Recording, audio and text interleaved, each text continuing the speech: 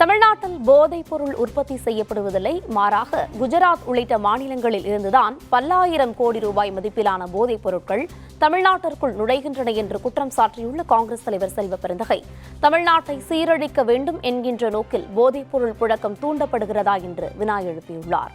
திருநெல்வேலி காவல்துறை இன்னும் அவங்க யூனிட், ஃபெசிலிட்டிஸ், டெக்னாலஜி எல்லாம் இம்ப்ரூவ் பண்ணி இப்படிப்பட்ட செயல்கள் எங்க நடக்கக்கூடாது கண்காணிக்கணும். உன்னுடைய எல்லையில் கொலைகள் நடந்தாலும் தவறு நடந்தாலும் இதுதான் ரெஸ்பான்சிபிலிட்டி. உளவுத்துறை அவங்களையும் பிக்ஸ் பண்ணணும். இதான் இங்க வேண்டுகோள். தாயை வெட்டுறான், தந்தையை வெட்டுறான்னா என்ன காரணம்? அது இதுக்கெல்லாம் காரணம் போதை. இந்த போதை எங்கிருந்து வருது? தமிழ்நாட்டில் உற்பத்தி ஆகிற போதையாது. கான்வாய் ஏர்போர்ட்ல இருந்து, குஜராத்ல இருந்து கிருஷ்ணாபட்டினம் வந்து உங்களுக்கு தெரியும். முந்த்ரா ஏர்போர்ட் எங்க இருக்கு? குஜராத்ல இருக்கு. கான்லா ஏர்போர்ட் எங்க இருக்கு? குஜராத்ல இருக்கு. எல்லா வெளிநாட்டு போதை பொருளும் அதானியுடைய துறைமுகத்துல இறங்குது.